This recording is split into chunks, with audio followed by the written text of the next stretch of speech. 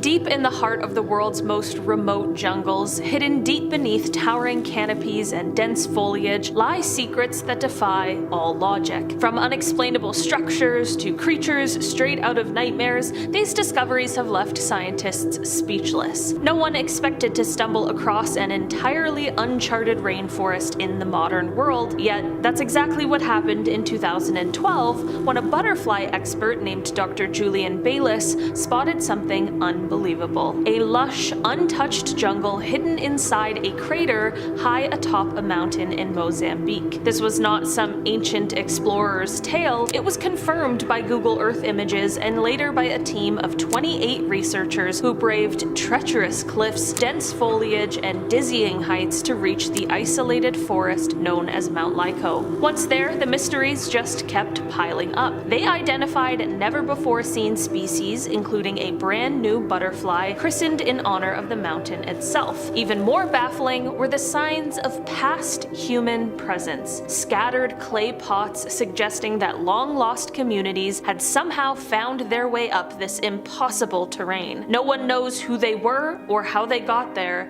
leaving scientists with more questions than answers about this remarkable green world in the sky. Next, we are talking about the Mitchell-Hedges crystal skull. Famous for making seasoned archaeologists scratch their heads in disbelief, the Mitchell-Hedges crystal skull, discovered at the ruined Maya city of Lubantin in Belize's steamy rainforest, isn't just an artifact. It's a riddle carved in stone. Unearthed in the 1920s, this flawless human skull was reportedly shaped from a single piece of pure quartz, a feat that seems impossible without advanced tools. Even today, experts armed with modern technology struggle to explain how anyone managed such precision centuries ago. Adding more fuel to the mystery, its backstory is plagued by disputes over who truly found it and when, while whispers of lost civilizations, secret rituals, and supernatural powers swirl around its legend. Scientists have tried scanning, testing, and replicating it, only to admit that the skull's creation and purpose remain unexplainable. In other words,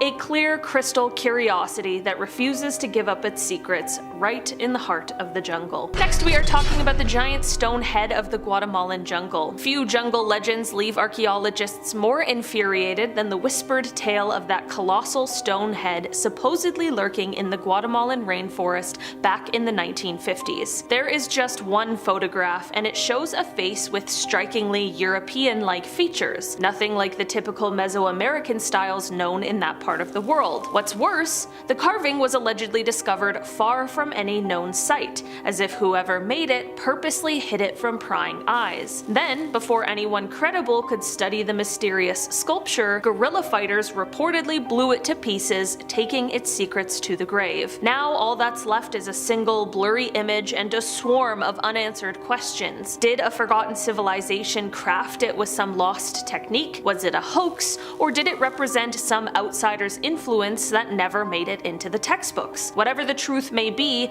that vanished stone head remains one of the jungle's most maddening riddles. In our number 7 spot today, we are talking about the case of the missing birds. The sounds of birds once echoed through every corner of Panama's Barrow, Colorado island, with more than 200 bird species nesting above the dense forest floor. Today, a quarter of them are simply gone, and despite decades of research, nobody truly knows why. When the Panama Canal was completed in 1914, Gatun Lake's waters swelled and transformed the landscape, strangling old ecosystems and supposedly clearing out top predators. Without them, ecologists suspected monkeys and coati populations exploded, plundering bird nests and crippling the avian population. That neat little theory, however, didn't hold up under scrutiny. In the 1990s, when ecologist Douglas Robinson set up video surveillance, he caught a surprising culprit red-handed: snakes slithering into nests and devouring eggs. But if snakes alone were doing the damage,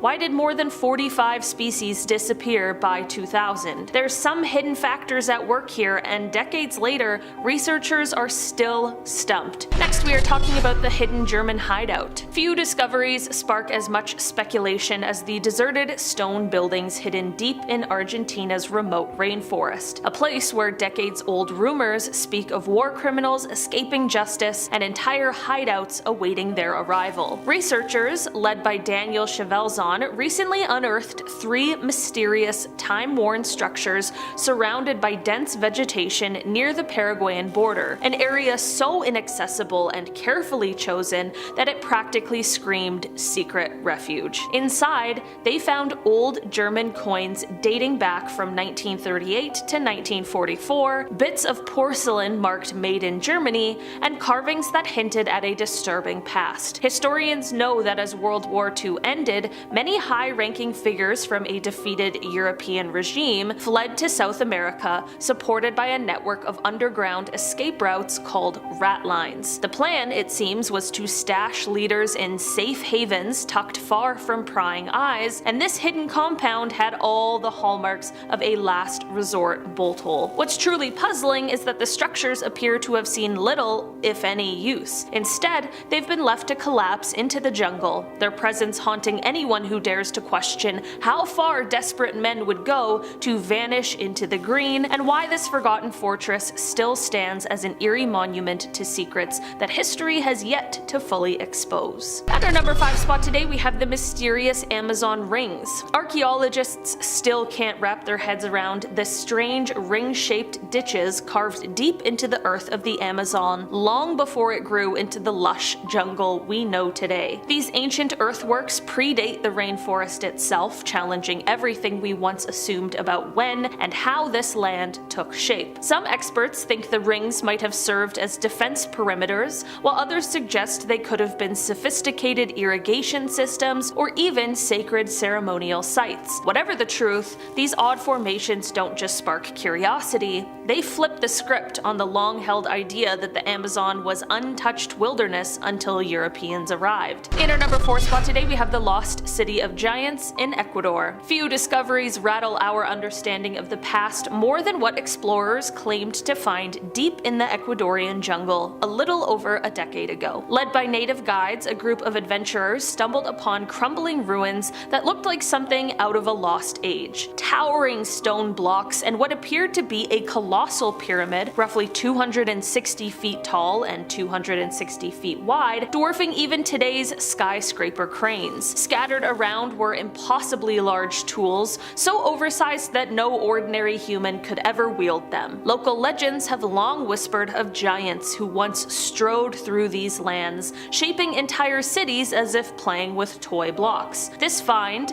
dubbed the Lost City of Giants, isn't just another wild story. It's a baffling historical detour, leaving researchers scratching their heads over who or what could have built these monuments and why no written records hint at their time on Earth. In our number 3 spot today, we have the Sri Lanka alien meteorite. No one expected a rock dropping into a Sri Lankan jungle to stir up the possibility of life beyond Earth, yet when scientists in the UK analyzed a meteorite that crash-landed there, they found something that upended assumptions. Inside were what looked like fossils and algae, tiny structures that just might point to alien origins. If that's true, it would mean that we're not alone in this universe and that life can hitch rides on cosmic debris, quietly traveling through the void before planting itself on new worlds. Naturally, not everyone is buying it. Skeptics argue that these so-called alien organisms are actually just common freshwater species, probably picked up after the meteorite made landfall. Did Earth's environment contaminate the sample, or are we staring at actual evidence that life can emerge from interstellar darkness? In our number 2 spot today, we have the Maya network discovered under Guatemala. No one expected to lift the veil on an ancient world hidden just beneath the treetops, but in 2018, cutting-edge laser surveys exposed a staggering secret in Guatemala's northern Petén region. More than 60,000 Maya ruins suddenly came into focus. Temples, pyramids, causeways, and residential areas scattered over 810 square miles of dense, leafy rainforest. Even seasoned archaeologists were completely floored. This kind of urban sprawl suggested a once thriving empire of millions,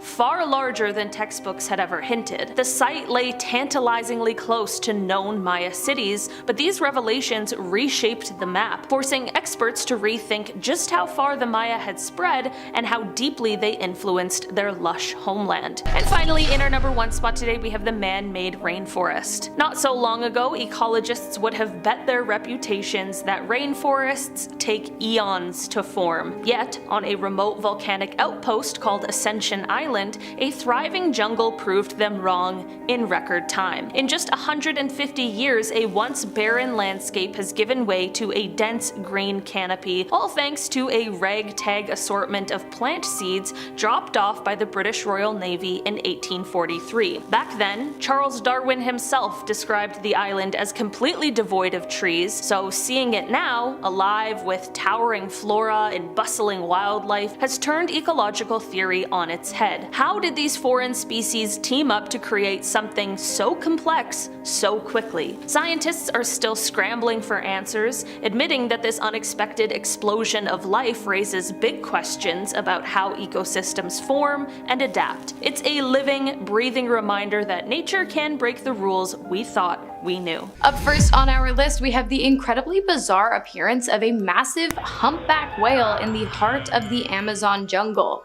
No, I'm not kidding. A humpback whale was legitimately found washed up on land 50 feet away from the nearest ocean. And how it got there? Honestly, no one really knows. In 2019, the 36-foot, 10-ton animal was discovered far from its natural habitat in the undergrowth of the jungle. It was located after scientists were alerted of a large gathering of scavenger birds spotted in the jungle. There are a couple theories as to how or why the whale ended up where it did, none of which really do it for me, but I'll share them with you so you don't feel left out. The first theory is that the 10-ton whale was thrown out of the water and into the woods by rough seas after floating too close to the shores of Arona Beach, which is strange because whales are not usually found along the north coast of Brazil during February when the specimen was found. Not only that, but you're really telling me rough tides threw a 10-ton whale 50 feet into the jungle? Yeah, I'm just not buying it. Another theory is that some kind of mysterious alien force dropped the poor guy there, which honestly might actually make more sense at this point. But as always, when I can't figure something out, I'd love to know what you guys think. Next on the list, we have the Goliath bird eater, and heads up, it's a spider, and yes, it does eat birds. The Goliath is a massive tarantula. Its body measures in at about 5 inches, and it has a leg span of up to 11, which makes this thing certified nightmare fuel. The animal is obviously a carnivore, consuming not only birds, but mice, lizards, and frogs as well. It hunts by pouncing on its prey and then piercing it with inch-long fangs, which act as hypodermic needles, pumping neurotoxins into the bodies of its victims. The spider then drags its dinner back to its burrow, where it liquefies the animal's insides before sucking it dry. So now that we know how it catches its own prey, let's discuss how it avoids becoming someone else's. The Goliath has pretty bad eyesight, but it does have highly sensitive leg hairs that can sense vibrations from all around. When the spider notices a predator is getting too close, it will rub its legs together, releasing the tiny harpoon-like hairs, which are tipped with stinging barbs, into the air, irritating predators' skin and eyes, strongly encouraging them to find a different meal. Also, they can lay between 50 and 150 eggs at a time, which is just awesome. Next on our list, we have the vampire wasp, a large-headed parasitic animal that grows to be just 0.2 shy of an inch, discovered in the Peruvian jungles of the Amazon. 2 things you should know about this animal. 1, the vampire wasp feeds by stinging its prey and then sucking out the blood and other internally bodily fluids of its victim. And 2, the females lay eggs by locating a suitable insect host, stabbing it with their ovipositor, which is basically a tube-like egg-laying organ, and then laying eggs under the host's skin. When the eggs hatch, the juvenile wasps remain under the skin of their host, feeding on its insides until they become fully grown. I love you guys, but I hated learning that. Next up, at our halfway point, we have an animal absolutely no less terrifying than the rest, going by the name of T-Rex leech. And it was discovered, drumroll please, inside someone's nose. Also known as the tyrant leech king, this animal can grow to be just under 2 inches. Of course, as a leech, it survives by sucking the blood from its prey. The way it does this is by using its 8.13mm teeth situated around its circular jaw to bite down on its prey, and then moving around in a sawing motion to open up the wound. Already, I apologize, but in the name of entertainment and at the expense of me sleeping tonight, I'm gonna keep going. Besides the T-Rex leech's abnormally large teeth and body, there is one other thing that makes it just a bit different than others in the leech family. Instead of attacking exposed surface skin, this guy likes to get a little more intimate, aiming for the orifices of its host bodies such as, well, noses and mouths. Usually the noses and mouths of livestock, but judging by the nature in which it was discovered, I'd say they're really not that picky. If you guessed that next on the list we'd have another nightmarish creature capable of causing serious damage to those who come too close for comfort, give yourself a pat on the back because you're nailing it, as this next animal is exactly that. The Pyra, also known as the vampire fish, does not suck blood or insides of its prey, but it does have extremely large fangs that can grow to be up to 15 centimeters long. That's 5.9 inches. Almost half a foot of nightmare fuel. You might think there's some kind of saving grace here, but there's not. This animal is extremely fast and highly aggressive, considered to be one of the ultimate jungle predators. I guess we did have to even the playing field somehow though, as in recent years these feisty fish that measure in anywhere between 1.5 to 3 feet in length and weigh up to 20 pounds have become the catch of choice for fly fishers within the region. I hope you guys are doing alright, and I also hope you are not afraid of snakes, because if you are, this next one just might make your skin crawl. It's the green anaconda, aka the largest snake in the Amazon, reaching lengths of up to 30 feet, that's 9 meters, and diameters of up to 12 inches, 30.5 centimeters. And if you're still not impressed, these animals can weigh up to an astounding 550 pounds or 250 kilograms. These animals are members of the boa constrictor family, and although they have incredibly sharp teeth and powerful jaws, they are, thankfully, not venomous. But of course, they're incredibly strong, and they use their strength to crush their prey by curling up around it and restricting its airways, providing little chance for escape. The green anaconda is not at all a picky eater either, with an expansive diet of fish, reptiles, amphibians, tapirs, deers, dogs, capybaras, sheep, and whatever the heck else they can find, really. Luckily for us, attacks on humans are pretty rare, but not unheard of, and yeah, they can swim, like really well. So you know, keep your eyes peeled for these masters of camouflage the next time you're taking a walk through the Amazon jungle. Number 8, the electric eel. I say, ooh, girl, don't touch this. First of all, never rub an electric eel like that. Never rub one like they're a genie lamp. You'll want more than 3 wishes at that point. That's horrible. That was the moray eel. That one, bite your fingers off easily, but you should never touch an eel in the first place because a lot of them are electric. As its name suggests, these type of eels can mess you up even if you were to get the first hit. Specifically, the newly discovered 2.5 meter Electrophorus volti, appropriately named after Alessandro Volta, aka the guy who invented the battery. It can release a shock up to 860 volts, more than 7 times the voltage of a wall plug. Number 5, black caiman. If you aren't a fan of alligators, just go ahead and skip to number 4, I guess, because this one's terrifying, honestly. These super alligators live in calm, slow moving rivers, of course, like the big bad anacondas, places you wouldn't expect a dinosaur to jump out at you. Essentially, that's where you're gonna find one. Just like dangerous river snakes, these black caiman will take it slow. They'll wait for their prey to have a little sip of water, and then, and only then, the largest predator in the Amazon will then race out and grab its lunch, and then quickly return to the water. It's so scary. I've seen this on Reddit.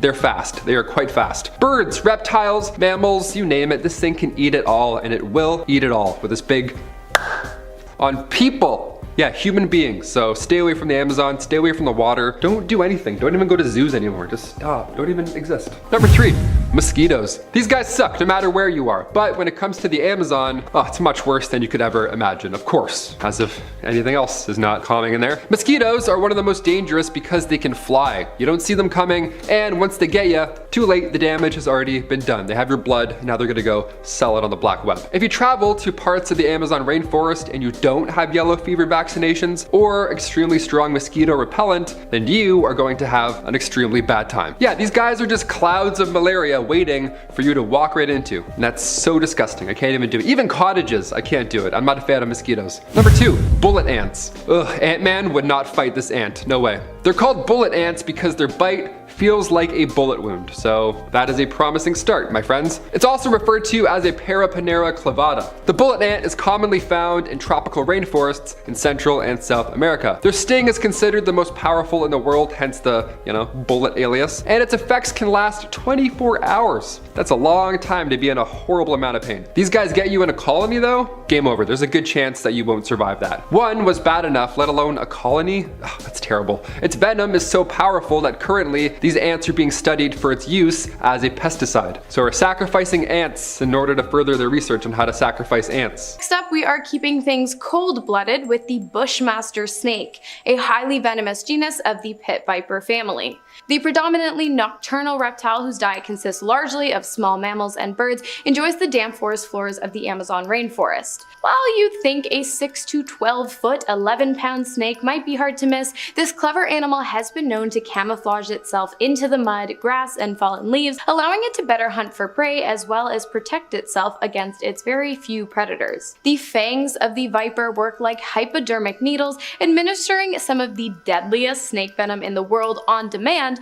when the cold-blooded creature decides to bite down on its prey. The venom, which works quickly to take out the animal's various prey, has horrific effects on humans.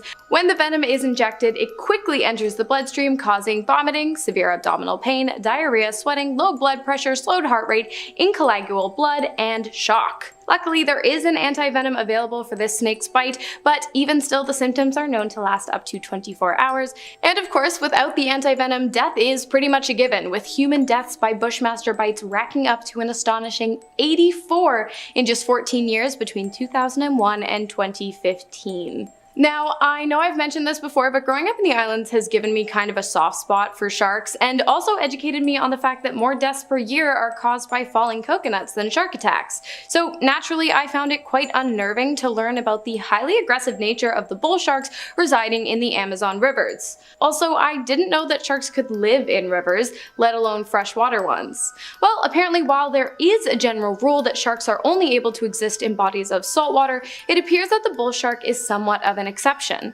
The animal's ability to survive despite a lack of salt in the environment is due to their unique kidneys, which can sense changes in salinity levels and inhibit the shark from losing its vital salt stores within its body, recycling it throughout the animal instead rather than flushing it back into the ocean. The bull shark's diet consists mainly of fish, but they are known to eat pretty much anything, including turtles, birds, sloths, dolphins, stingrays, and even other bull sharks. And yes, you heard me right, I did say sloths. The aggressive animal can grow to be up to 13 feet long and 1,300 pounds and has 50 rows of sharp, serrated, rotating teeth and an affinity for shallow waters. So I would definitely keep an eye out the next time you're trolling along the riverbanks of the Amazon. For this next one, we're taking it back to nature with the South American rattlesnake, another highly venomous pit viper species native to the Amazon rainforest. The rattlesnake can range from anywhere between 1.5 to 1.9 meters, 4.9 to 6.2 feet, and they are found enjoying the tropical grass lowlands of the Amazon. While the animal mainly feeds on reptiles, rodents, marsupials, and other unidentified mammals, unfortunately it has been known to be highly volatile, lashing out at human passerbys as well.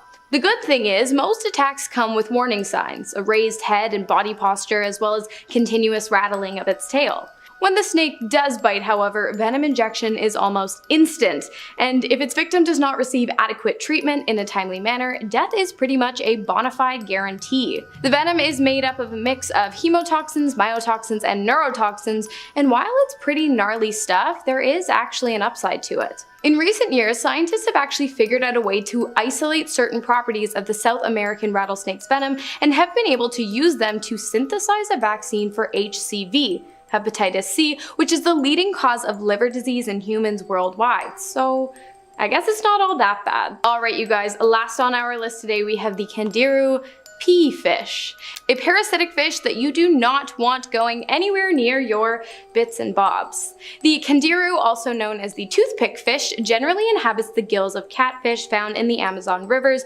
attracted to the smells of ammonia and urea coming from the animal. When the parasitic fish enters the gill flaps, it uses spines coming from its body to secure itself in place and then begins sucking the blood of its host using sharp needle-like teeth. Some of you probably already know the turn I'm about to take with this, but if not, I should warn you, it's pretty dark and super gross.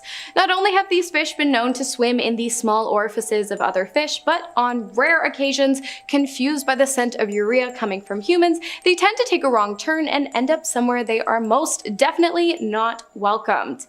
The male urethra. I'm gonna spare you the description of what happens once they get up in there because I think you get the picture, but just know it's an incredibly painful experience that requires a very invasive procedure to rectify. So, you know, stay safe out there. Deep in the jungles of northern Guatemala is El Mirador, an ancient city-state that was once home to over 1 million people. El Mirador is huge. It's one of the largest and oldest Maya cities. What's really cool about it though are the roads. There's a 150-mile network of ancient highways. They were rediscovered in 1967 by British explorer Ian Graham, who published a map of the site. Then in 2006, researchers used lasers to scan the Mirador Basin from the sky, and they were able to create 3D images that showed this system of roads, pyramids, and canals. The highways themselves were massive, with raised causeways 20 feet high. What's wild is that these roads were built between 600 BCE and 100 CE. They would have helped move supplies and people across this vast city. These ancient roads are part of what make El Mirador one of the most sophisticated ancient civilizations in the Americas. What you're looking at here is the mysterious Monk's Mound in Illinois, part of the Cahokia Mounds. The mounds were part of an ancient city, home to the Mississippian people between 1050 and 1350 CE. Cahokia once had a population of 15,000 to 20,000 people, and it was a marvel of engineering and planning. The site now contains about 80 mounds, but the original city had around 120. The mounds were used for everything from ceremonial purposes to housing elite rulers. The most famous mound, Monk's Mound, is the largest in North America, standing 10 stories tall and covering 14 acres. Pretty bizarre, you have an ancient pyramid right in the middle of Illinois. Cahokia was the largest pre-Columbian city north of Mexico and one of the most complex archaeological sites in the US. The city's original name has unfortunately been lost to time, but the mounds were named after the Cahokia tribe, a group that lived nearby when French explorers arrived in the 17th century. Uxmal on the Yucatan Peninsula of Mexico is one of the most important cities of the Maya civilization. It's a site full of massive structures, but one of the standouts here is the Pyramid of the Magician, also called the House of the Dwarf. Legend has it that a dwarf, who hatched from an egg, built the pyramid in a single night. In reality, the pyramid was built in the 6th century, but it's still an impressive feat. Standing 115 feet tall, the pyramid is the largest building in Uxmal with 5 levels and multiple temples inside. The Maya often built new structures on top of older ones, and Temple 4, one of the top temples in the pyramid, has 12 stone masks around its doorway, thought to represent Chak, the rain god. The governor's palace, another giant structure, covers over 12,000 square feet. You'll also find ancient roads that connect Uxmal to other Maya cities like Tikal and even Caracol in Belize. Today, Uxmal is an UNESCO World Heritage Site, and it's easy to see why. Chichen Itza is one of the most famous and impressive ancient Maya cities, located in the heart of Mexico's Yucatan Peninsula once again. At one time, it was a busy place full of religious ceremonies, politics, and trade. At its peak, it was home to around 35,000 people. It was built in a perfect spot near a bunch of natural sinkholes that provided plenty of water. In fact, the name Chichen Itza comes from the Mayan words chi, mouth, chen, wells, and Itza, which was the name of the Mayan tribe who settled there at the time. Chichen Itza was founded in the 6th century, but it really reached its height during the 10th century when it was influenced by the Toltec people from central Mexico. One of the most famous buildings here is El Castillo, the pyramid at the center of the site. At 79 feet tall, it has 365 steps, one for each day of the year, and during the spring and autumn equinoxes, the shadows create this illusion of a serpent slithering down the stairs. Machu Picchu is one of the most iconic ancient structures in the entire world, sitting high in the Peruvian Andes and nearly 8,000 feet above sea level. It's a 15th century Inca citadel, often called the Lost City of the Incas, and for good reason. It was mostly hidden from the outside world until 1911, when American historian Hiram Bingham rediscovered it. The site is mind-blowing to say the least. It was built in the classical Inca style with perfectly fitted dry stone walls, and its three main structures, the Temple of the Sun, the Temple of the Three Windows, and the Intihuatana are still standing. The Inca never wrote anything down though, so no one really knows exactly what Machu Picchu was for. The leading theory is that it was a private retreat for the Inca emperor, but built around 1450. Some archaeologists think it was more of a royal estate, but we still don't really know. Machu Picchu was abandoned by the Inca around 100 years later, just before the Spanish conquest. Vilcabamba in Peru, often called the lost city of the Incas as well, was the final stronghold of the Inca Empire. It was the capital of the Neo-Inca state from 1539 until its fall in 1572. It was the last base of Incan resistance against Spanish invaders. The city's remote jungle location made it nearly impossible for the Spanish to reach, allowing the Incas to hold out for decades here. Its ruins were hidden for centuries. In 1911, explorer Hiram Bingham mistakenly identified Machu Picchu as Vilcabamba, but years later explorers, including Jean Savoy in the 60s, found that the real site was actually this one here. For decades, the Spanish struggled to locate the city, with one chronicler writing, "Great resources are needed to undertake a penetration of that land." But the city was finally captured in 1572, leading to the execution of the last Inca monarch. Yaxchilan is an ancient Mayan city found deep in the jungles of southern Mexico. Along the Usumacinta River, it was one of the most powerful cities in the Maya world between the 4th and 9th centuries. The city is probably most famous for its huge acropolis, a collection of buildings that includes temples, palaces, and ceremonial areas. The site is also packed with all these incredible reliefs that tell us quite a bit about the Maya life, their gods, and the rituals that they would have performed. Yaxchilan's remote location helped it stay hidden for centuries, and it wasn't until the 19th century that explorers started to rediscover it. One of the coolest things about this place is how the jungle has slowly started reclaiming the city, giving it this kind of lost feel to it. And next on the list we have geoglyphs. In the Amazon rainforest, large-scale geoglyphs, which are these ancient formations created by removing topsoil, have been discovered over the years. They're basically these colossal drawings carved into the earth, some stretching over 600 feet. They're in all kinds of shapes, circles, squares, some depict animals even. And researchers believe these geoglyphs were constructed between 2000 and 6500 years ago by indigenous tribes. As to their purpose though, that's still mostly a mystery. There are theories. Maybe they are used for ceremonial or religious practices, or maybe they had a more practical function like water management or defense, but the sheer scale of these things and the effort it would have required to create them definitely raises a lot of questions about what these tribes were capable of. Calakmul is an ancient Maya city deep in the jungles of southern Mexico, in the Yucatan Peninsula once again, and it was one of the largest and most powerful Maya cities, especially during the Classic period, around 600 to 700 CE. Found near the Guatemalan border, Calakmul was a major player in the Maya world, often locked in competition with other city-states like Tikal, which we covered in part 1, so check that out if you haven't already.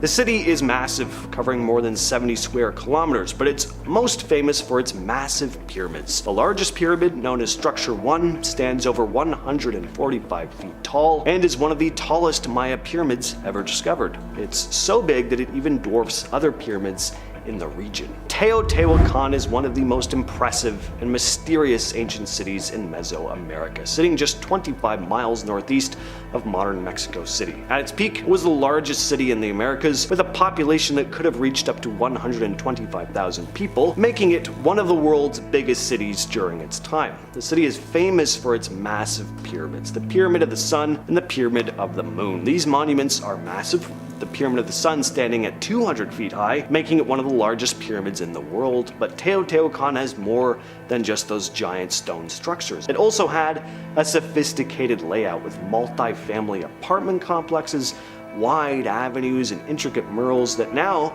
give us a glimpse into the daily life of the people who once lived there. And the place had a lot of influence on places surrounding it too. The city's obsidian tools were highly prized across Mesoamerica, and evidence of its presence has been found as far away as the Maya region. Its cultural impact was huge. The later Aztecs even saw Teotihuacan as their spiritual ancestors and adopted some aspects of their culture into their own. Teotihuacan was established around 100 BCE, but mysteriously collapsed in the 6th century. This is super exciting because it's a very recent find. In southeastern Mexico, a team of archaeologists has uncovered a hidden ancient Mayan city, more than 6,000 structures, including pyramids, all buried under thick vegetation. The city has been dubbed Valeriana, and it was revealed thanks to LiDAR, which stands for Light Detection and Ranging. It's a laser-based mapping tool that uses airborne sensors to scan the landscape. The data, collected back in 2013 as part of a forest monitoring project,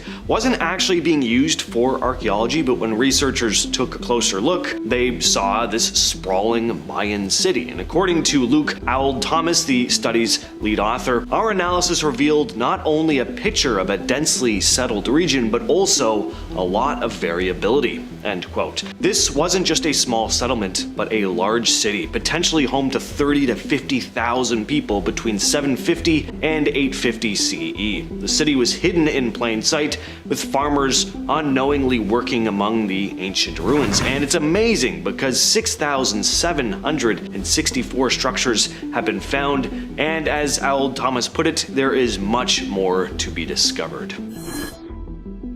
When I first saw an image of this place, I thought that it may have been an AI-generated image, but it isn't. Despite how fantastical this place looks, it's actually real.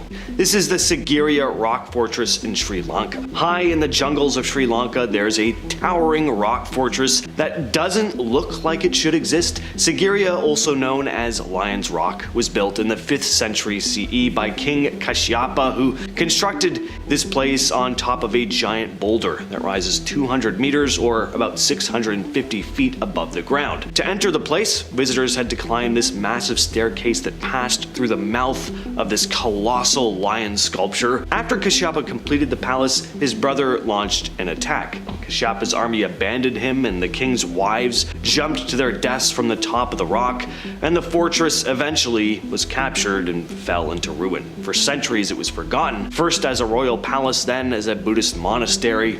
When European archaeologists rediscovered it though, they were stunned. The lion entrance, real. The palace's mirror wall, designed to reflect the king's own image as he walked through, real. Today, UNESCO calls Sigiriya the 8th wonder of the world. What you're looking at here is known simply as the lost city of Colombia. In the Sierra Nevada de Santa Marta Mountains is a city that was lost to time for centuries. About 1,300 years ago, the Tairona people built an incredible city on top of the hills. The story goes that they'd been instructed by their god, who told them to live as close as they could to the stars. For 700 to 800 years, people lived here until the Spanish conquistadors arrived, and the Tairona never encountered the Europeans themselves, but the diseases that they brought spread rapidly and wiped out the entire civilization. With no one left to care for it, the city fell into ruin and was mostly forgotten. It wasn't until the 70s that a group of bandits passing through the jungle came across this hidden city, and they couldn't believe their eyes. An ancient overgrown city full of precious artifacts. Pretty amazing. The bandits pocketed what they could and sold their loot on the black market, and that's when archaeologists caught wind of this amazing discovery, and soon what was known only as the Lost City was uncovered after nearly 500 years. For centuries, there's been a legend of this hidden city deep in the jungles of Honduras. Hernan Cortez, the infamous Spanish conquistador, heard rumors of what was called the White City, or the City of the Monkey God, a place said to be full of unimaginable wealth. Cortez searched and searched, but he never found it, and neither did anyone else for hundreds of years. But the legend never went away. Even Charles Lindbergh, the famous American aviator, claimed to have seen this city while flying over the country. Others swore that they'd found it, but for one reason or another, they couldn't or wouldn't reveal its location. Then in the early 2000s, archaeologists came across something almost by accident. A team following the path described by one of the more eccentric individuals who claimed to have discovered it ended up finding this massive ancient city exactly where he said it would be. Deep in the rainforest, they uncovered a pyramid and a series of stone sculptures, remnants of some advanced civilization that had vanished more than 1,000 years before. Now, it's still not 100% certain if this truly is the city of the monkey god Cortez spoke of, but it is still proof of a lost civilization. The lost city, now known as La Ciudad Blanca, is just a reminder that legends are sometimes closer to reality than we may realize. What you're looking at here is the ancient city of Tikal, deep in the Guatemalan rainforest. This ancient Mayan city, thought to have been called Yaxmutal, was once the capital of a powerful Maya kingdom, occupied from around 200 to 900 CE. There were huge pyramids, royal palaces, massive stone monuments, some still standing today. As you can see, like a lot of Mayan cities, it's not super clear why it was abandoned. Could have been a combination of things: lack of resources, environmental changes. It wasn't until 1848, though, that an organized expedition rediscovered the place, but it's still one of the largest and best preserved archaeological sites in the Americas. These are the rice terraces of the Philippines. They're a pretty breathtaking feat of ancient engineering. These terraces, carved into the steep slopes of the Cordillera Mountains over 2,000 years ago, are often called the eighth wonder of the world, and for good reason. The terraces were designed to grow rice, but the real magic is in how they were built, using the natural contours of the land and without modern technology. Generations of indigenous Ifugao people with basic tools created all of this. And it's said the Ifugao people didn't just build the terraces, they became the land. They engineered intricate irrigation systems, creating channels and bamboo pipes that bring water from nearby rivers all the way up to the fields so that the crops are healthy even in the dry season. What's even crazier is that these terraces are still in use today. People are still farming rice on the very same terraces that were built over 2,000 years ago. San Agustin Archaeological Park in Colombia is home to the largest collection of megalithic sculptures in Latin America and is considered the world's largest necropolis. There are all kinds of statues here, which were likely carved between 5 and 400 CE.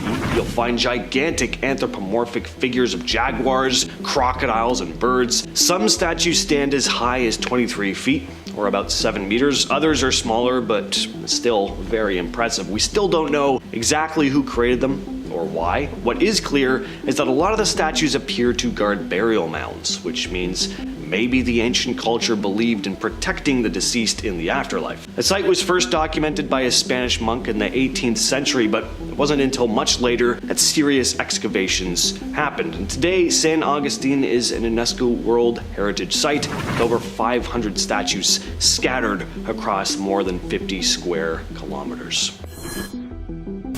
Great Zimbabwe, found in modern-day Zimbabwe, is one of Africa's most incredible ancient sites and the largest collection of ruins south of the Sahara. Legend has it that this is where the biblical Queen of Sheba once ruled, but in reality the city existed between the 11th and 15th centuries. The exact identity of the people who built it was debated for years, with a lot of the colonial government in Rhodesia outright refusing to believe that the advanced city was built by native Africans. But today it's generally accepted that the Shona people built the city. At one point, Great Zimbabwe was home to around 18,000 people, and its massive stone walls, some reaching 5 meters or about 16.5 feet in height, were built without any mortar. Nan Madol in Micronesia is an ancient city built on over 100 tiny islets, earning its nickname Venice of the Pacific. There's a lot of mystery behind how it was built. Local legends say two wizard brothers, Olishipa and Oloshipa, arrived from across the sea in a giant canoe, and they wanted to create a place to honor the gods of the sea and harvest. After two failed attempts to move giant stones to the site, they used the magic of a dragon to levitate the blocks. Nan Madol's construction is still being studied today. The people who built it didn't have pulleys, cranes, no metal tools, so it's believed they moved nearly 2,000 tons of stone every year for over 400 years. How they manage this, especially in such a remote area, is still one of history's greatest mysteries. Angkor Wat in Cambodia is one of the most jaw-dropping ancient structures in the world. It's also the largest religious monument in the world. It was originally built in the early 12th century, designed as a Hindu temple dedicated to the god Vishnu. By the 14th century, it had become a Buddhist temple, which it remains to this day. The entire temple complex is surrounded by a massive moat. The main temple rises up with 5 towering spires representing the 5 peaks of Mount Meru, the center of the Hindu universe. The walls are etched with incredible images of mythical creatures and battle scenes, and the craftsmanship is so intricate that it really feels like a completely different world. And that's just from images and video I've seen. I can only imagine what it'd be like actually stepping into this place. And Angkor Wat is just part of what was once a much larger city, Angkor, which once housed over 1 million people. And that's massive when you consider it was built in a time long before cranes and other modern tools. Over the centuries, the jungle slowly is creeping back in, and it's overtaking a lot of the city, leaving behind this incredible hidden world that wasn't fully rediscovered until the 19th century. Definitely a place I gotta add to my list of places I want to go. The tapir awara is a legendary creature the size of a cow, believed to stalk the Amazon rainforest. A territorial, aggressive creature said to attack people in boats. The creature is described as a mix between a tapir and a jaguar, but is it just a mythical monster or a new species waiting to be discovered? Witnesses say the creatures are about 9 feet long with red or red gold fur and occasionally blackish gray fur with white patches or stripes. Its face is kind of cat-like, but without the spots you'd expect from a jaguar. Instead, it has large drooping ears, more like a cow, and legs that look like they belong to a donkey. Some sightings even describe it having a mix of paws and hooves. It's also semi-aquatic, often seen in the swamps and creeks of the Amazon, swimming or standing in the water. It's also said to be carnivorous with large razor-sharp teeth. There are tales of it capturing caimans and even rumors that it could eat humans. The creature is also described slapping its ears against the water, similar to how a beaver would use its tail. The Amazon jungle is vast enough that new species are being discovered there all the time. Most of them a lot smaller than a cow-sized predatory animal, but there's a lot of unexplored land, you never know. The Holadera is a lake monster, which was said to be spotted by biologist and freshwater detective Jeremy Wade. Wade first saw this creature in the Brazilian Amazon basin in 1993. He was out on a small boat fishing when he spotted this serpentine creature poking out of the water, and it had ridges on its back. He told some locals about what he'd seen, and nobody really believed him, but a year later he returned to the spot and ended up speaking to a man who also claimed to have seen a similar creature just a couple weeks before. Wade went out on another trek to try and spot the creature, and he did. Getting a closer look though, he figured that it was maybe just an Amazon River dolphin, with the ridges on the back possibly coming from it being injured by propeller blades, or having been deliberately mutilated by a fisherman. But it's not 100% certain if this is the case, or if there was actually some unknown creature out there. The Mapinguari is said to be a massive hairy creature, almost like a gigantic ground sloth, that stalks the rainforest and has been described by native tribes for hundreds and hundreds of years. Many tribes in the rainforest, even those not in contact,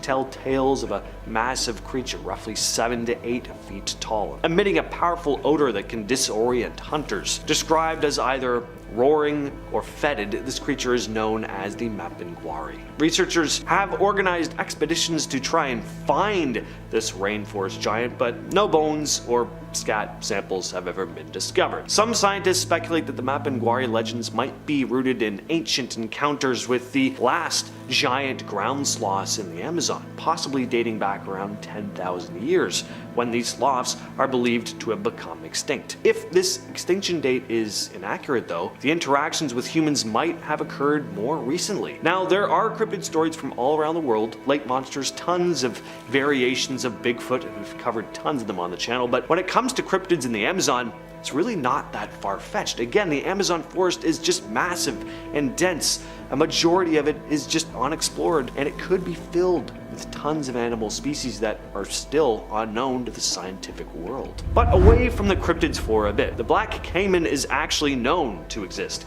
the Amazon's biggest known predator, an enormous crocodilian that can grow over 16 feet long, weighing in at around 1,000 pounds. Yikes. They prowl rivers and lakes in search of fish, smaller reptiles, and even larger mammals given the opportunity. Female black caimans are dedicated moms. They build nests along the riverbanks and fiercely guard their eggs until they hatch. So if you do happen to be traveling along the Amazon River and you come across a baby caiman, just get out of there as fast as you can. As scary and dangerous as these animals are though, they're important for the ecosystem. They help keep aquatic life in balance, controlling the populations of their prey, which is why poaching of these crocs is such a major issue. They're an endangered species, and not only is that sad on its own, it's also affected the population of animals like piranhas and capybaras. There's just too many of them, and that's now negatively affecting agriculture and livestock.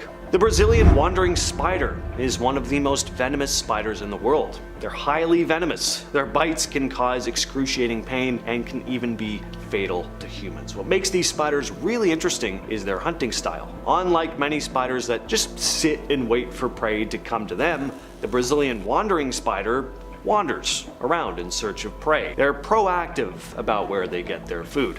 They're nocturnal hunters roaming around at night chasing down insects, amphibians, and even small mammals like mice. And if you're unlucky enough to be camping out in the jungle, you may have one of these things crawl into your tent. The females are very protective. They keep a close eye on their egg sacs and take care of their spiderlings once they hatch. Physically, these spiders are about as terrifying as they sound, big and hairy, and on top of that, they're known for being very fast and agile, often sprinting and pouncing on their prey. And the last thing I ever want to see a big hairy spider do is pounce. I mentioned piranha populations growing in the Amazon, so let's talk more about them. There's a reason these fish are notorious enough to have like 12 horror movies about them. They're known for their aggressive feeding habits. Piranhas can really go wild during what's called a feeding frenzy. They coordinate their bites though, taking turns on their prey until everyone in the school has had a share and their victim looks like a piece of Swiss cheese. Piranhas mostly eat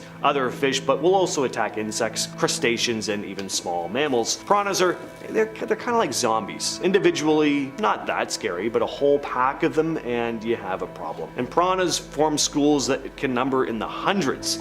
It's safety in numbers, and it makes them more effective hunters. There's a lot of variety amongst piranha species as well, with some growing up to 16 inches, which is bigger than I thought. I also talked about the black caiman earlier, one of the deadliest predators in the Amazon. Do they have anyone to worry about? Well, yes, they do. It's called the green anaconda, one of the largest snake species on the planet.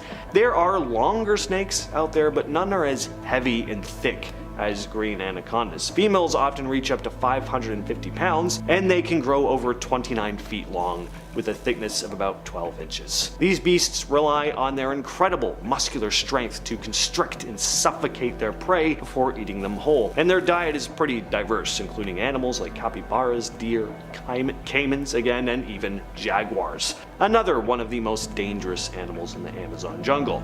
These snakes prefer shallower waters, which help them sneak up on their prey. Electric eels are some pretty shocking creatures. Another one of the most dangerous creatures in the Amazon. They can produce an output of 600 volts, about 5 times what it takes to incapacitate a human. They use this electric shock both for defense and to stun their prey, discharging all their electrolytes at once. It's a seriously impressive survival tactic, and it makes them incredibly terrifying. Plus, these things can grow up to 8 feet long and weigh around 40 pounds. They usually lurk at the bottom of the water where they hunt fish and small amphibians. Poison dart frogs are small, really beautiful looking frogs found in Central and South American rainforests. They have all these vibrant, striking colors, shades of bright blue, orange, yellow, black. But in nature, bright colors like this can sometimes hint at danger, and that's definitely the case here. Poison dart frogs are, unsurprisingly, very poisonous.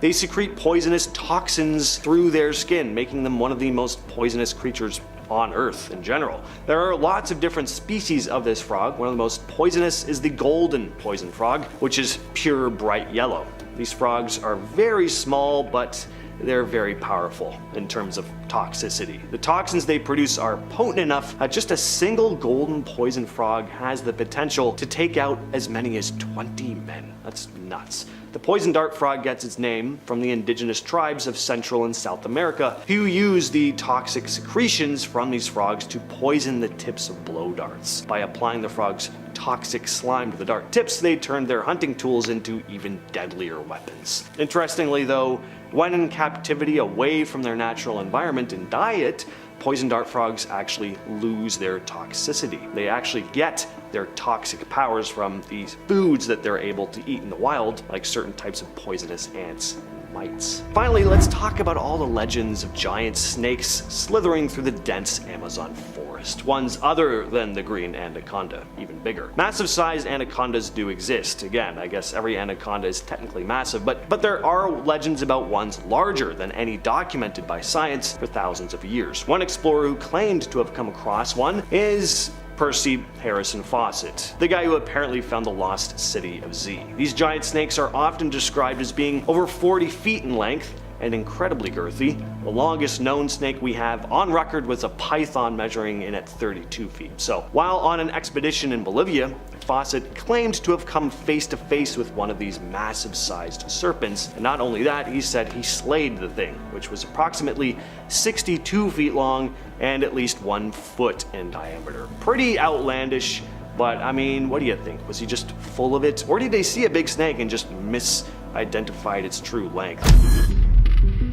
Starting off this list in our number 10 spot, we have Valeriana, Mexico. We are starting off with the most recent discovery, which was just announced this week. Deep within the dense jungles of Mexico's Campeche state, a massive Maya city, lost for centuries beneath the canopy, has been accidentally rediscovered, turning our understanding of ancient civilizations on its head. PhD student Luke Ald Thomas stumbled upon this hidden metropolis, now named Valeriana, while sifting through online LiDAR data intended for environmental monitoring. Using this laser mapping technology, which reveals structures buried under thick vegetation, he uncovered pyramids, sports fields, causeways connecting districts, and amphitheaters sprawled across an area the size of Edinburgh. Dating back to 750 to 850 AD, Valeriana may have been home to 30,000 to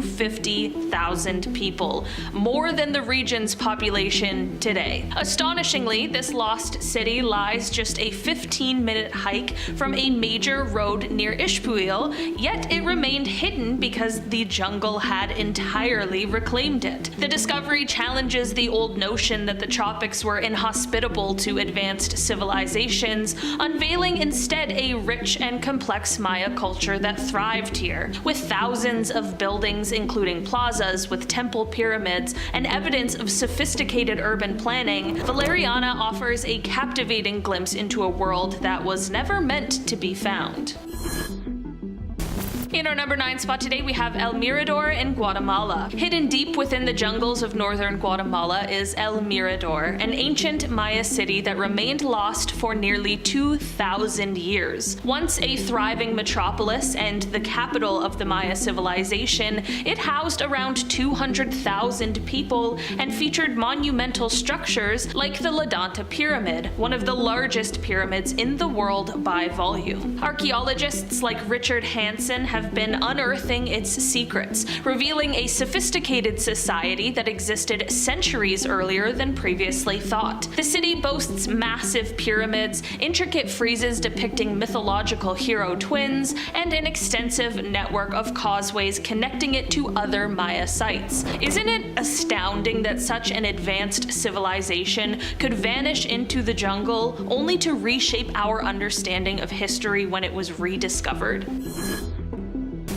In our number 8 spot today, we have Angamuco in Mexico. Nestled in the dense forests of Michoacan, Angamuco was an ancient city built by the Purépecha civilization, which were fierce rivals of the Aztecs. Founded around 900 CE, this sprawling metropolis is thought to have been home to up to 100,000 people at its peak, making it comparable in size to modern-day cities. The city remained concealed under thick vegetation until 2007, when archaeologists stumbled upon it. But it wasn't until 2011 that the true scale of Angamuco was revealed thanks to LiDAR technology. By shooting lasers from airplanes to penetrate the jungle canopy, researchers mapped out an area covering about 26 square kilometers or 10 square miles, uncovering thousands of structures that had been hidden for over a millennium. Angamuco is astonishing for its sheer size and complexity. The city features an intricate network of pyramids, plazas, roadways, and residential areas. What's particularly fascinating is its urban planning. Unlike other Mesoamerican cities that were built around a central core, Angamuco's structures are spread out evenly,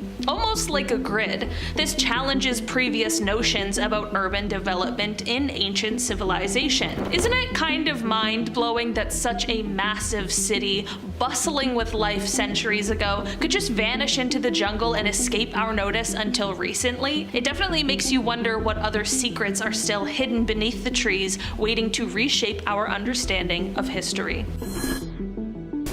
In our number 7 spot today, we have Koh Ker in Cambodia. Hidden deep within the remote jungles of northern Cambodia lies Koh Ker, a long-forgotten city that once served as the capital of the Khmer Empire from 928 to 944 CE. For centuries, this remarkable place was swallowed by dense forests, its temples and monuments concealed by overgrown vegetation. It wasn't until French explorers ventured into the area in the late 19th century that Koh Ker resurfaced from obscurity. The site is famous for its unique 7-tiered pyramid, which stands out with its striking and unconventional architecture, unlike anything else in the region. Scattered throughout the area are numerous temples adorned with intricate stone sculptures, offering a glimpse into a brief but significant period when the Khmer capital shifted away from Angkor. While many of these artifacts were once targets of looting, they are now protected, allowing us to appreciate the distinct artistic styles and cultural innovations of that era. In our number 6 spot today, we have Calakmul, Mexico. Hidden deep within the dense jungles of Mexico's Yucatan Peninsula lies Calakmul, an ancient Maya city that was once a dominant force in the Maya world. After its decline around the 10th century CE, this place was swallowed by the forest, its massive pyramids and palaces forgotten for nearly a millennium. It wasn't until 1931 that biologist Cyrus L. Lundell, while conducting an aerial survey, spotted the towering structures peeking through the canopy and brought this lost city back into the world's attention. Archaeologists have since uncovered over 6,000 structures, including some of the tallest pyramids ever built by the Maya. Calakmul was a fierce rival to Tikal in present-day Guatemala, and the discoveries here have shed incredible light on ancient Maya politics, warfare, and the complex dynamics between competing city-states. In our number 5 spot today, we have Ciudad Perdida. Hidden deep within Colombia's Sierra Nevada mountains lies Ciudad Perdida, the Lost City, an awe-inspiring ancient metropolis built by the Tairona people around 800 CE, centuries before Machu Picchu. Swallowed by dense rainforest and forgotten for over a millennia, it remained hidden until treasure hunters stumbled upon its moss-covered stone steps in 1972. The site boasts a complex network of tiled roads, terraces, and circular plazas carved into the mountainside, showcasing the Tairona's remarkable urban planning and engineering skills. Exploring Ciudad Perdida not only unveils the secrets of a civilization that thrived in harmony with nature, but also leaves us wondering how many more lost worlds are waiting to be discovered beneath the jungle canopy. In our number 4 spot today, we have the lost city of the monkey god in Honduras. Hidden deep within a rainforest in Honduras lies the legendary lost city of the monkey god, also known as La Ciudad Blanca or the White City. For centuries, explorers and locals spoke of this mysterious place, shrouded in myth and said to be filled with immense treasures and guarded by ancient deities. In 2015, a team of researchers made a groundbreaking discovery using LiDAR technology, which allowed them to see through the dense jungle canopy from the air. What they found were structures hinting at a complex pre-Columbian society that had been lost to time. As archaeologists ventured into the untouched terrain, they uncovered plazas, elaborate earthworks, and a stunning cache of stone sculptures depicting animals and possibly deities, all evidence of a civilization that thrived between 1000 and 1400 CE. The discovery not only confirmed age-old legends, but also provided invaluable insights into a forgotten chapter of human history. In our number 3 spot today, we have Cuelap in Peru. Hidden high in the cloud forests of northern Peru lies Cuelap, an ancient fortress built by the enigmatic Chachapoya culture around the 6th century CE. Overgrown and concealed by dense vegetation for centuries, it wasn't until the 19th century that explorers rediscovered this monumental site. Cuelap boasts massive stone walls soaring up to 60 feet high and encompasses hundreds of circular stone buildings perched atop a mountain ridge. These architectural marvels offer a tantalizing glimpse into the lives of the warriors of the clouds, as the Chachapoya are known. The sheer scale and sophistication of Cuelap rival that of more famous sites, yet it remains one of history's best kept secrets.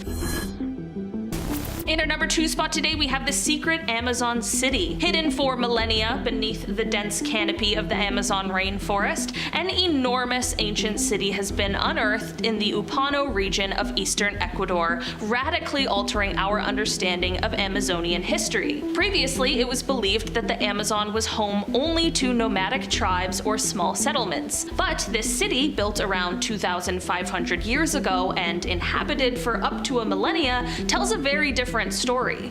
Archaeologists discovered an astonishing network of roads and canals connecting over 6,000 rectangular platforms, each about 20 meters by 10 meters and up to 3 meters high, arranged in groups around central plazas. Some structures, like the massive 140 by 40 meter platform at Quilamope, suggests ceremonial purposes. This sophisticated road system includes straight paths that extend up to 25 kilometers, featuring impressive right angles and engineering that managed the abundant water through canals. Nestled in the shadow of a volcano that enriched the soil, but may have also led to the society's demise, this metropolis challenges Eurocentric views of civilization by revealing a complex, interconnected urban society thriving in the Amazon. Who would have imagined that beneath the jungle's lush greenery lay a city possibly rivaling the size and complexity of ancient highland civilizations like Machu Picchu? And finally, in our number 1 spot today, we have Mahendraparvata. Hidden deep within Cambodia's dense jungles lies an ancient city from the Khmer Empire that remained concealed for centuries. Although explorers had inklings of its existence, it wasn't until 2012 that the true extent of this lost city was revealed, thanks to archaeologists Jean-Baptiste Chavance and Damien Evans using cutting-edge LiDAR technology. This airborne laser scanning peeled back the jungle canopy to unveil an elaborate grid of temples, roads, and ponds, all dating back to 802 AD, making it about 350 years older than Angkor Wat. Founded by Jayavarman II, the city's name means Mountain of the Great Indra, referencing the sacred mountain where he was crowned the first king of the Khmer Empire. Even the French archaeologist Philippe Stern, who explored the area in 1936, only scratched the surface of its secrets. 10. City of Giants. We often talk about aliens being responsible for building great monuments like the pyramids, but did we ever consider it might be giants? In 2012, something was discovered deep in the Amazon that might suggest just that. A group of researchers, paired with a team of local guides, discovered what appears to be the remains of a large city close to the Ecuador side of the forest. At the center of the city was a large stone pyramid, 80 meters tall, with a flat area on top which held many artifacts. Scattered around the area were many things like old pottery and, most curiously, massive stone tools. They appeared to be much too large and heavy for any average-sized human to ever have been able to use. The government of Ecuador ruled that the formations were just naturally occurring, but the researchers heavily dispute this, saying that due to the rectangle-shaped bricks, cement-like bonding material, and perfectly circular holes, it can't possibly have been caused by nature. Instead, they, and others, believe that this was a city built by giants long ago. What you believe is up to you.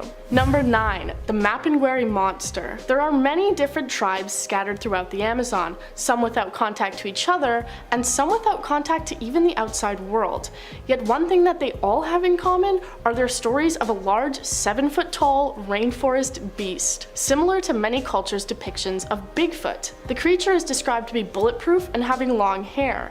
It apparently also has a smell that is so strong it makes hunters dizzy. These stories are so widespread and similar that many researchers have gone out in search of the monster, with no luck so far. Some scientists say that this is likely just a legend passed down for centuries, dating back to when giant land sloths roamed the forests, but local people believe it to be a spirit that will kill those who hunt more than their fair share. Number 6. Dangerous animals.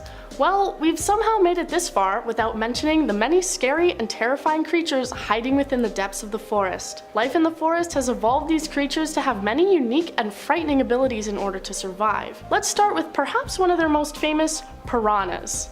Piranhas live in the Amazon River basin and are known for their incredibly strong and razor-sharp bite, even being known to have eaten human flesh. Next, poison dart frogs. While beautiful to look at, as their name suggests, they secrete a poison that can cause heart failure in just a few minutes. Arachnophobes look away, as I'm going to tell you about the Brazilian wandering spider. It is one of the most venomous spiders on the planet, and 8 different species of them wander the forest at night in search of food. So you may want to double check your sleeping bag before you get in, as their venom can lead to trouble breathing and paralysis. Finally, a very famous name in the rainforest, the green anaconda, or man-eater. These snakes can grow incredibly large and kill their prey by suffocating them within a tight, coiled hold. Number 3. The Man of the Hole. One famous resident of the vast rainforest is someone you've probably never heard of before. He is known as the Man of the Hole, as no one knows his true name or who he really is. So why is he so famous? He's indigenous to the rainforest and is known to be the very last remaining member of his remote tribe. The rest of his people were killed by farmers and land grabbers who wanted to make use of the land that they'd been living on. As a result, he is the loneliest man in the world, no one knowing his language or how to communicate with him. And it seems as though he doesn't want anyone to anyways. He has attacked government officials who have tried to come close, living on his now protected territory, digging holes to hide in and capture animals, earning his name of the Man in the Hole. It's also thought that he may be making these holes to try and capture anyone who would dare get close to him. He has been caught on camera only a few times, showing us that he's still around. Number 2. El Tunche. If you ever, for some reason, find yourself walking through the rainforest and you hear a distant whistling sound, it would be wise of you not to seek it out, especially if you've been stomping on a few too many plants lately. That's because what you are hearing might be the call of El Tunche, a demon who wanders the forest, protecting the wildlife and condemning those who would harm it. If you haven't done any damage to the forest, then he'll probably just scare you off. But if you have, you might as well start running. By calling out, the demon is trying to entice you to whistle back and reveal your exact location to him. If you do so, El Tunche's call will grow louder and louder, following you wherever you go. Eventually, it invades your mind as you sleep, drawing you into madness. I think that's a good enough reason to start being a little bit kinder to our natural surroundings. Number 1. El Lobizon. A widespread legend across South America is that of El Lobizón.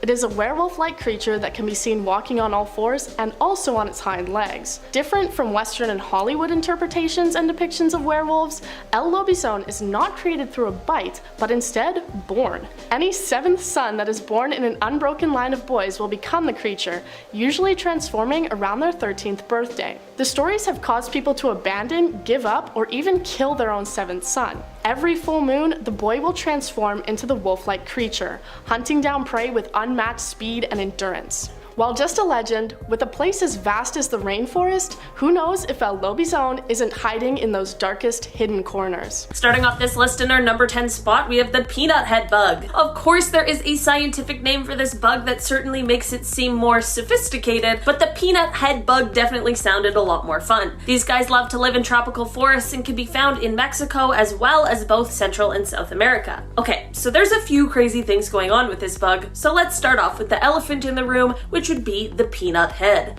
This bug reaches a length of up to 85 to 90 millimeters, with its head being as long as 10 to 15 of those millimeters. Other than being shaped like a peanut, this bug has false eyes that resemble that of a lizard or a serpent, which of course acts as a deterrent to predators. When being attacked, this bug will also spread its wings, which will then display another yellow pair of much larger false eyes, as well as releasing a terrible smelling substance. I feel like all of those traits have definitely qualified this bug to be on today's list, but let's just add one more for good measure. These bugs will also knock their heads on a hollow tree in order to create vibrations for mates. Okay, now I'm really done talking about the peanut head bug. In our number 9 spot today, we have the walking tree. Okay, so these trees got their name because of a myth surrounding them that would suggest they are able to walk. I mean, extremely slowly, but that's what it would seem. As cool as that would be to imagine trees roaming around the forest floor while humans aren't around, these trees aren't actually walking, of course, but what is happening is still pretty cool and definitely worth talking about. Basically, these trees just have a really amazing root system. Firstly, these trees look like they're almost on some kind of stilts, which isn't necessarily the most usual thing to see, but it's just all a part of their roots. It isn't quite clear why these trees appear this way, and there have been many theories as to why, but none have been proven yet. The walking myth comes from the fact that it is believed that as conditions on one side of the tree improve, the tree will be more likely to be regrowing near that side and will allow the roots on the opposite side to kind of just die off. This of course could potentially lead to very minimally small movements over an extended period of time, but it still makes sense as to where the story may have come from. The trunk is used in the construction of houses and other structures, as well as hunting spears, and the inner parts of the stilt roots are used as a male aphrodisiac. This tree produces a yellow fruit which is edible as well. In our number 8 spot today, we have the Brazilian grape tree. Before I dive into this one, guys, please don't forget to hit that thumbs up button if you're enjoying the video so far, because it really helps us out. This tree is a slow growing evergreen tree that features salmon pink leaves when it's young, before they turn green as it matures and gets older. That's not the only strange and interesting thing about these trees, however, as they grow their grape-like fruit right on the trunk, which isn't the most normal thing for trees. These fruits are purplish black and can be eaten raw, or they can sometimes be used to make jam. While this tree is very adaptable, in its preferred climate, this tree can flower and fruit up to 5 or 6 times a year. The most common diseases that affect these trees are rust, canker, dieback, and fruit rot. So while there's a lot about these trees that are of course similar to other trees in general, this one definitely has some unique features that landed it a spot here today. In our number 7 spot today, we have the zombie ants. Okay, this one might be small scale, but it is truly straight out of a horror movie. There's a type of insect pathogenic fungus that is commonly found in tropical forest ecosystems. This fungus infects a certain kind of ant, and once infected, this ant basically turns into a zombie. Good news is the ant doesn't suddenly go around eating others of its kind, but it is still being controlled and manipulated by this fungus. The ant will leave their nest in usual trails and head for the forest floor, which has better conditions for fungal growth. From there, the ant will then bite and attach itself to a major vein on a leaf, and basically just stay there until it dies, which is usually around 4 to 10 days. During these days, the fungus will start to basically sprout out of the ant's head so as to be prepared to infect the next unsuspecting creature. Okay, that one might have been the grossest one on this list. In our number 4 spot today, we have poison dart frogs. These frogs do look kind of cute, but they apparently are one of the most toxic creatures on Earth. They can be a variety of colors from black, yellow, red, green, copper, or blue, and it all depends on their habitats and how toxic they are. These colors can help them to keep predators away, as it is a sign that eating them is probably not worth it, but if that's not enough of a deterrent, they've got a special weapon ready to go. It is said that the poison from one of these frogs would be enough to kill 10 adult humans, which is crazy. The name of these kinds of frogs came from the old tradition that the indigenous people of Colombia used, where they would cover the tip of their blowgun darts with the frog's poison before hunting. Aside from these guys being super small but super poisonous, another strange thing about them is that we don't actually know where their poison comes from, but at the moment it is believed that it may be their diet. In our number 3 spot today, we have the Hamza River. Many of us already know about the Amazon River, and in part 1 we talked about the boiling river, but today we have a much less well-known river that is actually super interesting, and that is the Hamza River. This river wasn't discovered until very recently in 2011. This river is actually roughly the same size as the Amazon River, so why wouldn't we know about it? Well, it's because it's located 4 kilometers underground. This river also isn't really a river at all, but more of a slowly flowing aquifer. Both the Hamza and the Amazon River are the 2 main drainage systems for the Amazon basin, and the pair forms a geologically unusual instance of a twin river system that flows at different levels of the Earth's crust. While the Hamza is considered slow and only has 3% of the flow that the Amazon River has, that 3% is still 46 times that of the Thames. I'm not gonna lie, I never thought I'd get excited at the idea of a river, but this one is actually pretty cool. In our number 2 spot today, we have the Tyrant King Leech. These disgusting creatures were discovered quite recently, and I wish we never even knew they existed. These guys have 8 teeth, and their discovery came after one was found feeding on the mucous membrane of a girl who had recently bathed in the upper Amazon. Unlike other leeches, these guys only have 1 row of teeth, but they are disproportionately large. These horrifying things do not drop off their hosts after feeding, but instead will remain attached for days or even weeks. Because these guys prefer the mucous membranes, they aim for areas like the mouth, throat, and nose. Because of their small size, they aren't easily detectable at first either, but once attached, they can grow up to 7 centimeters, so surely they'd be noticeable by then. I'm not sure if these guys or the zombie ant fungus is worse. In our number 1 spot today, we have the Amazonian giant centipede. Okay, thank God this is the last one on this list because I am so freaked out by all of these creepy crawlies we're talking about today. These centipedes are the largest centipede species in the world, with the ability to grow over a foot in length. These gross things will prey on basically anything that they can, which includes other large insects, spiders, millipedes, scorpions, and even tarantulas. But because they're so huge, it also includes small lizards, frogs, snakes, mice, and even bats. They have crazy hunting techniques for the largest of their prey and have been known to climb to the ceiling of caves in order to get to the bats, which is both incredible and so scary. These things are also venomous, and while it hasn't been a common occurrence for humans to die from a bite, there is one recorded incident that took place in 2014.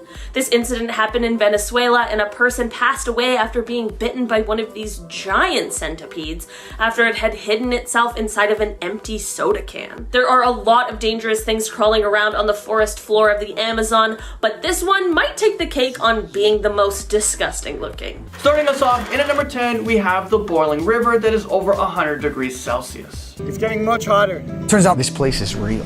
Here's the boiling river. This part pretty hot.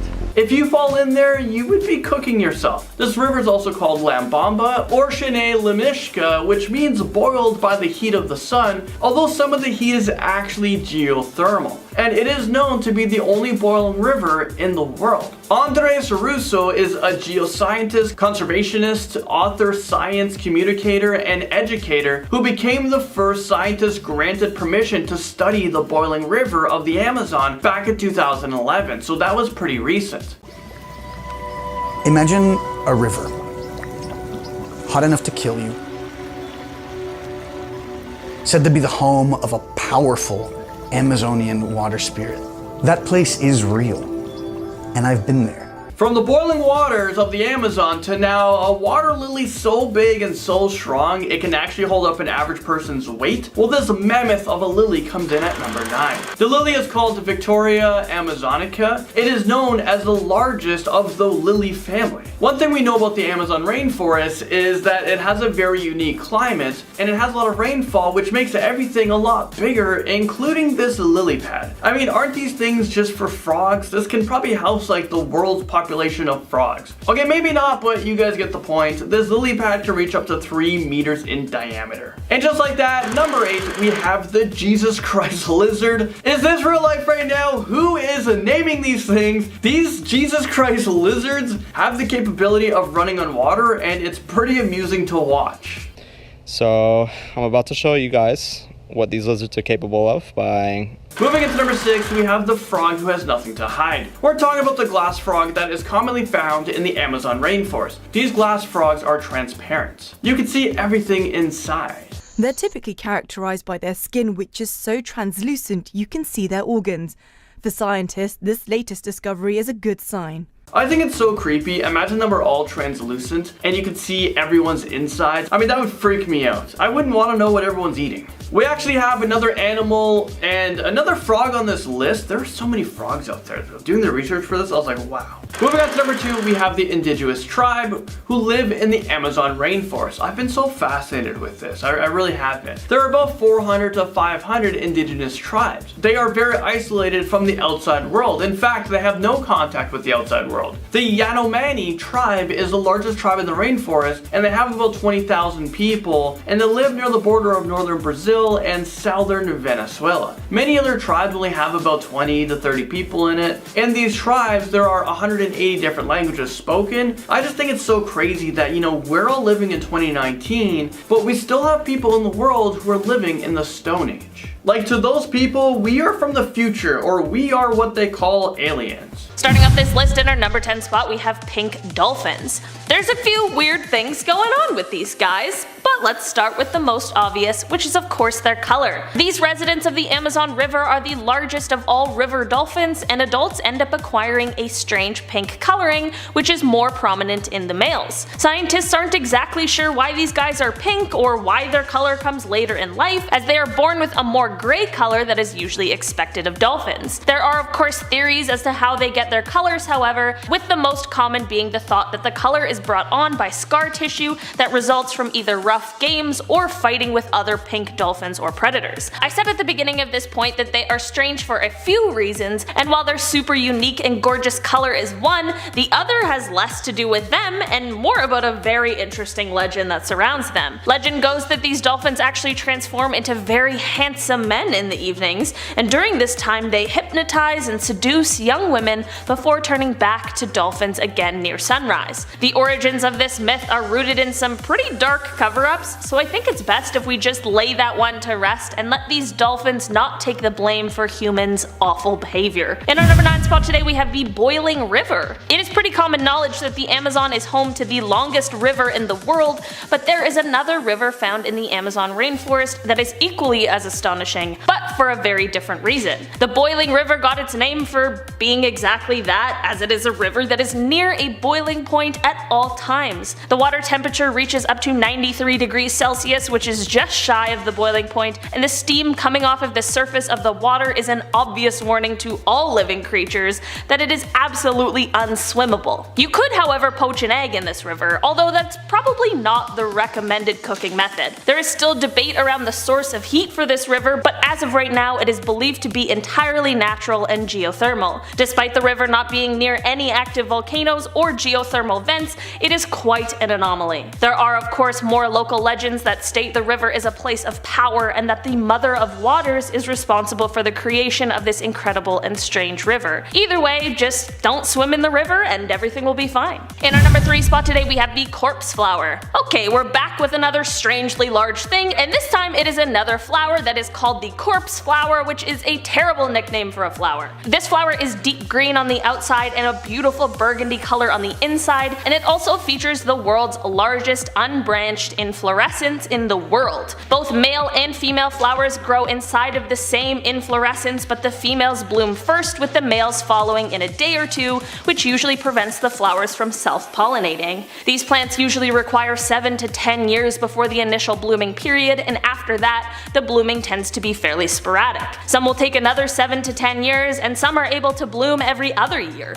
As the flower blooms, it is around human body temperature, which allows for its scent to be quite prominent, which you'd think would be nice, but apparently this is another flower that smells like a rotting corpse, which is where it gets its awful nickname from. These odors, however, are super helpful to the plant as it allows it to attract pollinators, which are usually insects that like to feast on rotting flesh. So I guess while the scent is unbelievably unpleasant to humans, at least there are creatures that are more helpful to this flower that actually enjoy it, which I guess is just probably for the best. In our number 2 spot today, we have this plastic-eating fungi. This is a fungi that could help us solve one of the world's most pressing issues, which is the overpopulation of plastic. We have way too much plastic on this earth and virtually no way to get rid of it, but this discovery could help us fix that. This is the very first fungus ever found that can support itself on polyurethane in anaerobic conditions, which means that it not only can consume plastic, but it also does not require oxygen for growth. In fact, oxygen may even affect it negatively, which could make it a perfect species to help remove plastic from our oceans and other places with little to no oxygen. This is a fairly new discovery, which means it of course is still in the research phase. It will require more time before we are exactly sure how to best utilize its incredible properties, but this may be the solution to one of humanity's biggest questions and problems. And of course, this isn't a ticket to just start throwing plastic in the oceans,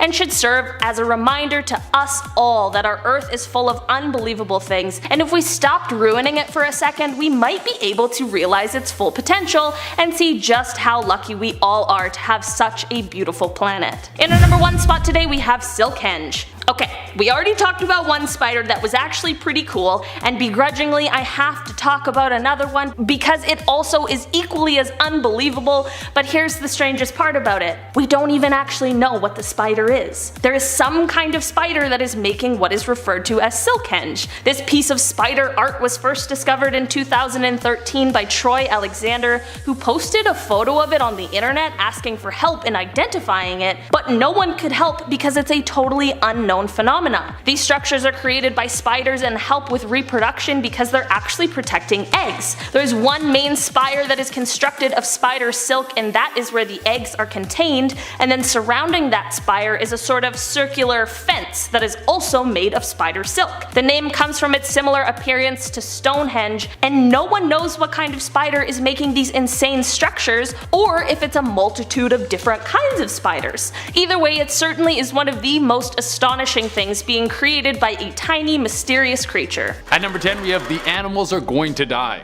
Yeah, I'm gonna be super blunt with this one. If we lose the rainforest, a bunch of animals are gonna die, and you can say goodbye to biodiversity. There's over 10% of the world's species living in the rainforest. That's a lot, bro. Imagine you're at a party with 100 people, and then 10 of those people catch on fire because everyone else at the party was too careless. The party would suck after that. It's hard to keep a good time going when 10 people burn to death right in front of you. And many of these animals can't just be taken out of the rainforest and then put into a zoo. First of all, zoos are cruel and we should shut all of them down, but these animals need a complexed environment that is the rainforest. Without that, they can't survive. Like, you can't just take a person from Chicago and then put them with a bunch of monks to live in the mountains. They wouldn't know the language or what any of the local sports teams would be. It would be traumatizing. At number 7, we have loss of money. I mean, if there's one way we can try to convince these massive companies to stop tearing down trees, it's definitely with even more green. The main reason that the rainforest is being torn down is because the land is converted for commercial use. These big companies come through with big ugly trucks and rip out all the beautiful natural foliage so they can repurpose the land for rubber trees, palm oil trees, and even grazing areas. I would hate to see what their homes look like. I'm sure they suck at decorating. They probably took out all the natural light and then replaced it with neon frame pictures of their own. But these companies don't realize that in the long run, they are making way less money. It's thought that in the pharmaceutical industry alone, the rainforest is worth about $150 billion. The global rubber industry, even including everything outside of the rainforest, is only worth $26 billion. And the palm oil industry, even including all the stuff outside the rainforest, is only worth $60 billion. The money gained doesn't even come close to the amount of money that's being lost. Y'all are just being stupid, man. You gotta think about long-term growth. At number 6, we have climate change. Yeah, we already talked about this in the intro, but it's kind of a big deal, so I'm going to talk about it again. If we burn down the whole Amazon, climate change is going to get worse, and then the flood will kill us all, or lack of food, or cannibals. Any of them, really. Now, part of me thinks that the government has a carbon gun hidden away in Area 51 that can suck all the carbon out of the air and save the planet in like 20 minutes, and that this whole climate change thing is just something to distract us from the fact that the Clintons are so powerful they can kill anyone at any time. But I'm not willing to bet all my chips on that just yet. For now, I'm going to hope that not burning down the Amazon will save us. And it can. The Amazon is a carbon sink, which means it sucks a bunch of carbon out of the air. The thing is a giant scrub brush for the atmosphere. 40% of the world's carbon is absorbed by the world's forests. That's a lot. Imagine you're at a party with 100 people, and then 40 of the people there are actively working to shrink their carbon footprint. That would be a pretty woke party. At number 5, we have displacement of indigenous people. This is probably one of the saddest parts about this whole list. There are people who have made the Amazon their home for centuries, and if it burns down, where are they supposed to go? That is their land, and they've made a life that isn't so easily changed. You don't go from living in a tribe in the Amazon, hunting with a bow and arrow, to working at Walmart and putting money into a tax-free savings account. There's a lot of people who rely on the rainforest to survive. Around 31 million people either live in or off the Amazon. The people who live in these areas need the land to live. They need the areas for food, and for some of them they haven't been exposed to outside communities. Because most of us are filthy animals and carry a bunch of diseases, we have way more bacteria on us than any of these tribes have ever seen. So when these indigenous people come in contact with us, sometimes they can die just from the exposure to these new diseases. They don't have a natural immunity to them. There's not vaccines in the deep dark corners of the rainforest. At number 4, we have major damage to the ocean. If we actually don't stop the horrific act of burning down the rainforest like joints at a party, the carbon levels are going to skyrocket, which we kind of already covered, but this won't just affect the atmosphere. Some of the carbon will get absorbed into the ocean, which means the ocean will become more acidic. If you don't know what that means, don't feel bad. The only reason I know what it means is because I had to look it up for this video. Now, if the ocean becomes more acidic, then most of the animals can't live in there. We're gonna see a mass extinction of sea life. Some stuff will be able to survive, but so many fish are gonna die a horrible death of swimming in an ocean that's too acidic. If a ton of fish die out of nowhere, well, it's probably gonna lead to famine and every good fish and chip restaurant closing. That means no more sushi, no more oyster bars, no more Red Lobster. Well, I mean, Red Lobster could stay open on the Cheddar Bay biscuit alone. Every time I go, I eat like 15 of them, even though they clog my colon up like concrete in a drain pipe. But if we destroy the rainforest, say goodbye to seafood. At number 3, we have erosion. So if the Amazon gets destroyed, there's now going to be a massive plot of land that used to be held together by vegetation. Now that all that vegetation is gone and all that land is loose, like your stool after Taco Bell, and what does loose stool do? It flows, baby.